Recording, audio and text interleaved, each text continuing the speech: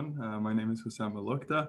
Thank you for joining this learning journey where Michael Epp from the city of North Vancouver is going to be sharing his exciting work, the project that he's been working on. I'm going to let you introduce it. I'm not going to try and do it justice.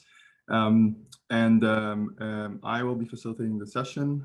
Michael, when you're speaking, I'll be sending you just prompts in the chat when you're reaching the 5-minute mark, and when you're at the 8-minute mark, you have 10 minutes for your presentation. Then afterwards, we'll jump into a Q&A where you can either raise your hand from like the reactions button at the bottom here, and that kind of brings your screen to the forefront for me, and then you can ask your question, or you can type it in the chat and then I will read it for you. We have about 25 minutes for this session. I don't know if they're going to cut us off at the time with the delay or without the delay, but we will see, and we'll try and be here together as much as possible. All right, Michael, are you going to share your screen? I will do that, and I'm sure that will work. Just get here. Okay, are you now able to see the PowerPoint presentation? I am. I hope everyone else is. Well, all right, Michael, you have 10 minutes. The floor is yours. Thanks so much, Hussam, and thank you to Hey Neighbour for hosting this conversation. It's obviously been a topic of interest in the city of North Vancouver for quite some time, and I want to share a little bit of our work and some of the lessons that we've learned and what's coming next for the city. But first off, I feel like after that introductory session and Patty's comments and our poll, where we've collectively identified regulatory barriers as being one of the key impediments, that I've got a bit of a target on my head here as the lone planner and regulator on our panels and speakers today. So hopefully I will be able to present what I think is either a misguided series of solutions or an enlightened one, depending on perspective, but I realize I'm probably preaching to the choir with the group of us that we've got on the call today. So looking forward to sharing what we've done to try to reduce that impediment from the regulatory perspective, and really interested in the deep breadth of knowledge that we've got in the group today in terms of how we might be able to dial some of these things up with the next iteration. So with that, I will launch in. I think we are privileged in the planning profession to control the recommendations around those regulations, which I'll do a brief introduction as to why I think we're right to identify those things as being the key impediment, and how we can practice what's in search of better regulations, or the art of the nudge, and nudging, that financial bit that we also identified collectively as being key is key factor. And through regulation, I think we've got the ability to take that financial question, the regulatory question, and nudge projects towards better design. So I am looking forward to telling you about what we have come up with here in the city of North Vancouver. I won't spend did my slide advance? Excellent. I won't spend too much on the context. I think Patty did an excellent job, and I know I am preaching to the choir, but we obviously were also very inspired or concerned when the Vancouver Foundation study came out in 2012. The city of North Vancouver is 80% multifamily housing. And we were in 2012 in the midst of a new official community plan process, and know that 100% of our growth is going to be in the form of multifamily housing. So we realized when that study on the loneliness epidemic, if we can call it that, came out, and our knowledge has only enhanced since then, that if we didn't do multifamily housing better, we were going to lose the social license, so to speak, to continue to do the good compact community, good planning that we had hoped to do in the city of North Vancouver. We are the 6th densest community in Canada. So we've got a unique context where, if there's any laboratory for where you could experiment with better multifamily designs, we're nearly 100% multifamily community, and we're small. So I think the smallness gives us the ability to perhaps be a little bit more experimental and do things quicker. And we've had a history of doing that. And sometimes we've got lessons learned. So just very briefly on the context bit, I think we know that urban form influences, how we interact with our environment. We know things like density impacts how we get around in our communities. So we were interested in that activity component. The city's done all the right things in terms of we have a high number of people per hectare, but it's not just density, it's also the design piece. And I think this is where things get kind of interesting. And sociological studies going back to the 1960s, we understand how the design of our environment influences how many interactions we have, who we interact with. And, as planners, we're normally thinking about those things at the neighborhood and citywide scales. So this is the classic Donald Appleyard study where the volume of traffic on a street almost causal, or I think directly causal with what your social sphere is and who you communicate with on a daily basis. So there's a lot of work done around that. So we understand that the design of our spaces influences how we have those interactions. But I think as we go down in scale to more of the micro level, what's interesting is, this is William Hawley White. So in New York City, there was a density bonus program where anyone who designed a tower in true high modernist fashion and put a plaza around it got a density bonus for delivering great new public spaces that people were going to use. Well, the city of New York found people weren't using those places, but they didn't understand why. So William Hawley White went out, did a lot of observations, and tried to determine, what are the factors that influence how people use those spaces, and found, things that we know. I think in terms of who's on the call today, we've got, the benefit of this legacy of understanding, edge conditions are important, seating are important, but really micro scale things are what made the determining factor. So what I'm going to argue today is that our regulatory environment is not particularly well suited to those types of micro scale design interventions that are needed in order to make them more sociable spaces. And this is where Happy City and the Hey Neighbor Collective have done a great service to us as planners in terms of identifying what some of those things are. But we have blunt tools, and we're doing very nuanced things that are about human interaction in space. So in terms of the bluntness of those tools, when you get down to the scale of the individual buildings, the zoning bylaw rules, as well as fire code, and I'll talk about that a little bit, and building code. So, in its most essential form, the market wants to generate efficient designs, and that's maximize your gross floor area, maximize saleable floor area. And you do that by filling the envelope. You don't do that by thinking about how do we make the best possible building from a sociability perspective. You look at what are the regulations and what does that leave you with from an envelope standpoint, and you fill it. There's no projects that come through in the city that don't maximize the available density on site. So that dictates what you see. And in the city, obviously, we don't have too many high-rise forms like the one from the 1918 New York City zoning code. We have townhouses, apartments, stacked townhouses. So we've been working a lot on the missing middle housing forms, but still those projects, when they come forward, they're looking to fill these envelopes to generate that highest efficiency.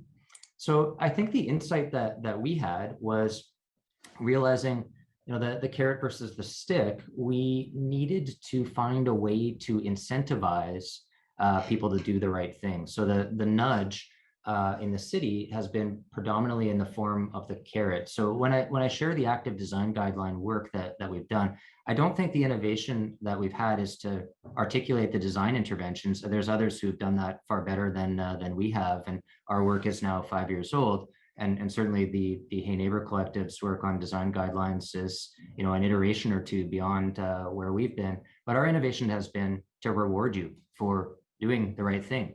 And we've been quite successful, I think, in that area. And of course, we're building on Healthy Cities work and design guidelines that have been done in a whole host of other areas. And some of the work that's been done in collaboration in the city with Vancouver Coastal Health, who've been involved in our policy making.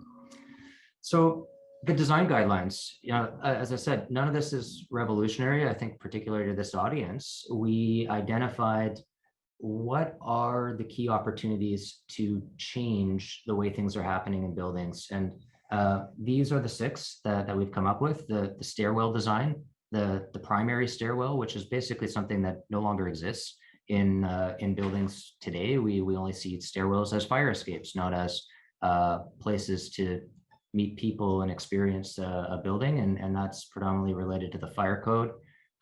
Places to recreate and gather outdoors in buildings, the way circulation works, community gardens, which we've already talked about in today's session, and better amenity spaces that actually get used. So we went through each of these areas in turn. I'll talk a little bit about each one. And we looked at, well, what do we want people to do? And then how do we incent them to actually do it? So on the stair sides, this is unfortunately probably a pretty typical picture in terms of what a stairwell looks like in a modern building.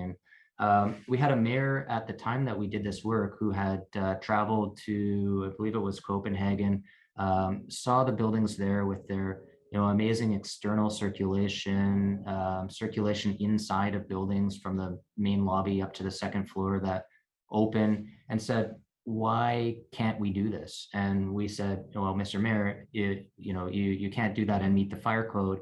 And he's a pretty insistent fellow, which is how you get to that position. And he said, no, we're doing it. Let's figure out how we can make better stairwells. So what we set out to do is we looked at what alternative solutions would you need in the building code in order to design a better stairwell. And we hired our own code consultant, packaged up the alternative solution, and we basically had a pre-baked solution ready to go for any design team who wanted to design a stairwell that had more openings, that was more inviting. And then we gave you a GFA exclusion for it. So this is the secret sauce. We wrote into the zoning bylaw, which is a crude tool, which has to be black and white. It's not a design guideline, that had some parameters. And if you met those parameters, we didn't count your stair as part of the floor area. And we've seen huge uptake of that in the projects that have come through since that time. We're also looking at mostly European examples. I know there are examples on the Vancouver side as well, but very, very few, if any, in city of North Vancouver, of external circulation. And I think we've heard a little bit about that in some of the earlier sessions of the really great projects that are being presented here today. We said you can get an exclusion if you do external stairwells. So the history on this in Vancouver is there used to be an exclusion and it was taken away. And really since that time, very few projects are built with the single loaded corridor. You've always got the internal circulation. We've now said, yeah, we will exclude that, and we're starting to see projects that are designed entirely differently as a result of that. So obviously the reason for that, we think, and we would, like some of the other presenters early on, like to go back and do some post-occupancy work and test our assumptions as some of these projects are now at occupancy stage and being built. We would like to test, does this in fact mean in these more open stairwells, you're more likely to linger, more likely to know your neighbors, stop, personalize some of those spaces with the transition from your own unit into the public space. So we've yet to quantify what we've done, but we do think based on what we know and the research that's been done, that this is going to be effective at making these projects more sociable. And of course, community garden plots, we're maybe had been behind some other municipalities in this front, in that we didn't have any guidelines relating to what happens in the private sphere for community garden plots. We introduced that. Projects more or less have to, unless there's a good reason why it's impossible, include some on-site gardening plots and the supportive services. And the key thing that we did there, aside from introduce some per square foot regulations and some guidelines around how to support that with proper hose bid and a shed and a planting area that makes these spaces work well, is we started to say, all of these things should be co-located inside of a building. So when you've got an amenity area, don't tuck that in the elbow of a building in your least saleable possible space within the building.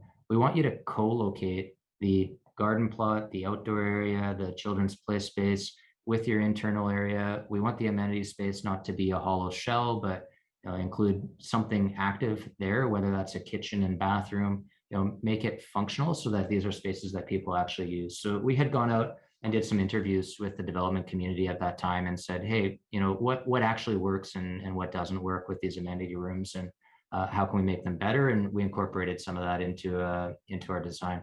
So I'm nearly done here. I see the message here. I've got 2 more slides. So first generation of our projects, we had some sort of test cases where you can see here co-located amenity room, external stairwell, basically a traditional building with a little bit better design.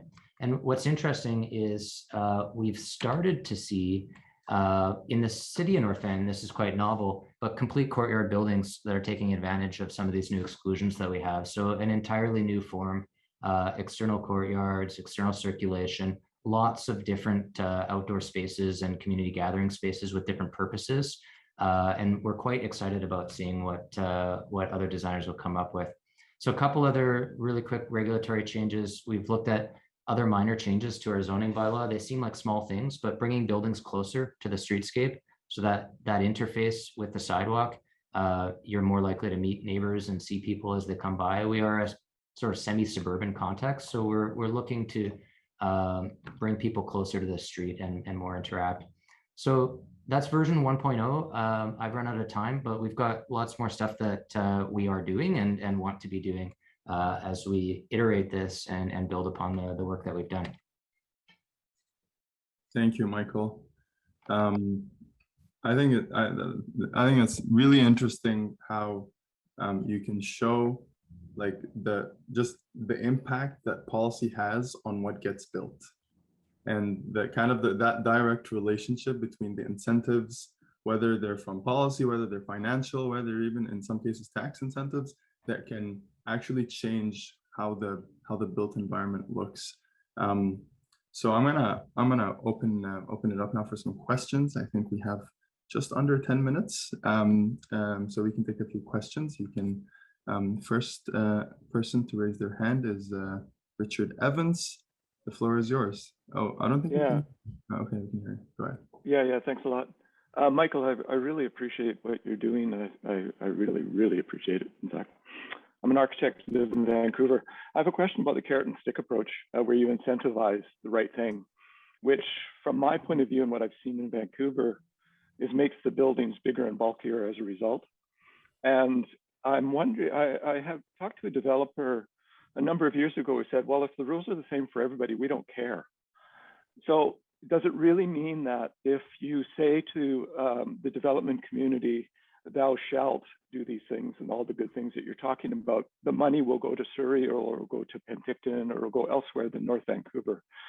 Which I guess the central question there is how are your colleagues in other municipalities picking this up?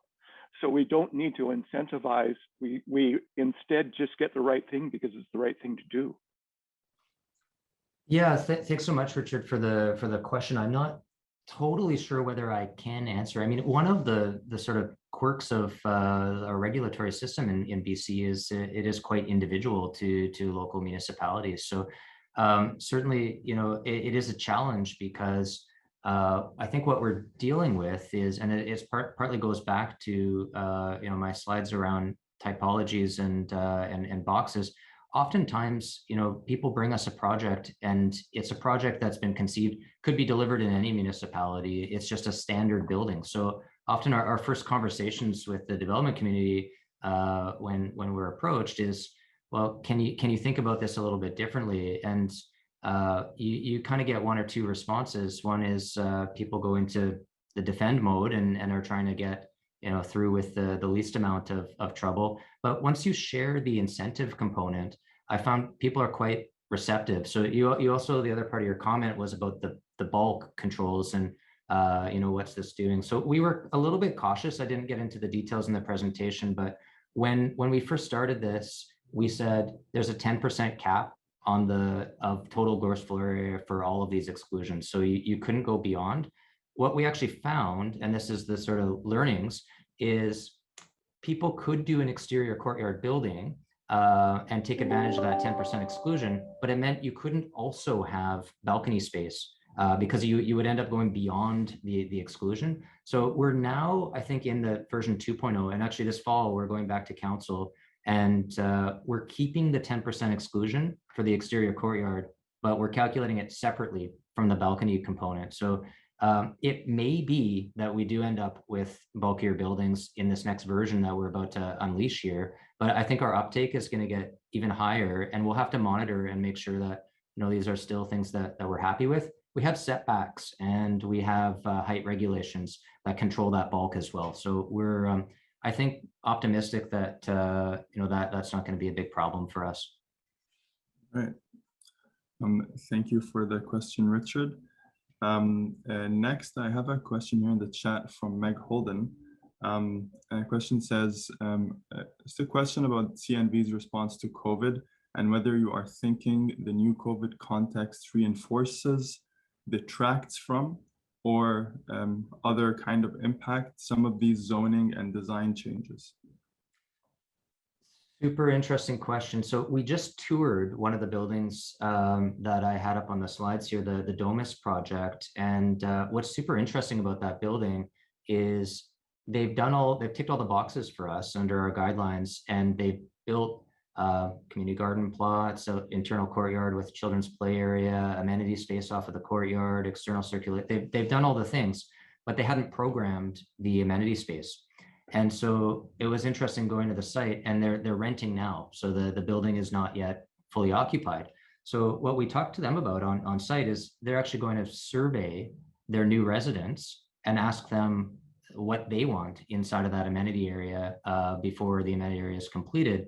And what's interesting with the COVID context is that had kind of shifted from community use, general purpose space to there's a lot of demand for quiet space to do work from home outside of, you know, these are very small units in some of these projects. So they're thinking along that lines. I think we're going to see more of that in terms of how amenity spaces are utilized inside of buildings. I think the external circulation bit, I don't think there's been a lot of conversation about this, but obviously from a air quality and circulation standpoint, there may be health benefits there as well. Yeah, very interesting. I think I moved back from Vancouver to Halifax, and when I was living in the shoebox in Vancouver, I would have loved the space outside of my apartment to work from home. Next up, we have Inga. I hope I'm pronouncing that right. Inga, you can unmute yourself. Yes, you did. Hi, I'm Inga Roker. I'm architect and teach at UBC Sala, and I happen to be the design consultant on the project we're just discussing. So thank you, Michael. I just wanted to say, when I saw your design guidelines and I'm teaching this kind of studios at UBC to my students, I just told them, oh my God, I don't even have to talk anymore, just take this document. And I thought it was really brilliant that you right away said below why you cannot do it, like that you said you need an alternative solution, because this is what you hear all the time, you cannot do it, why and on. And so I was super happy when I had the opportunity to be the design consultant on this project. And basically I did all preliminary design. And because I also work in Europe, so for me, this was all not new. And I was just so impressed having it all packaged and having this opportunity. And what I wanted to say, because what I did is when I saw it, I just designed it, did a step forward, and then presented to the developer before I got the list of what he wants. And then there was a bit pushback, and you need to educate people along, because all of a sudden we want our typical units, which meant the bedroom window would be on the walkway. And I said, no, that's not going to work, right? Because everyone would have their shutters down. You need the kitchen to the walkway. And so there was some hiccups along the way, but I think this would never happen if you wouldn't take the initiative to set it out from a guideline perspective, from the city perspective. There's no way we as an architect could push so far. So I really thank you, and I really thank for the opportunity that I met you now and wanted to share that. That's amazing, Inga. So pleased to have you inside here, and we'll have to talk more about that offline as well, and hopefully do more projects in the city of North Vancouver. But certainly, money talks in the development side, and I think when you end up to the point where you're able to go back to your client and say, instead of getting 85% efficiency with an internal stairwell, we can get 98% efficiency on this project. Then we can do the right thing on the design side, because we've taken care of the the economics of it. So it's marrying those two things. I think that's where planning can best work at the intersection.